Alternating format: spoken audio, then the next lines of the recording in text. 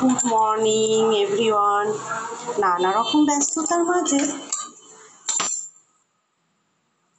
তবুও নিজেদের তো খেয়াল রাখতেই হবে, তাই না বন্ধুরা? তো ভাবলাম মর্নিং ব্রেকফাস্টটা তৈরি করে ফেলি। এখানে একটু ভাজা রেখেছি, হয়ে গেছে। ব্রেকফাস্টের প্লেটটা রেডি করে ফেলি। গরম গরম ফুলকো রুটি আর সাথে রেখেছি ভাজা, আলু ভাজা।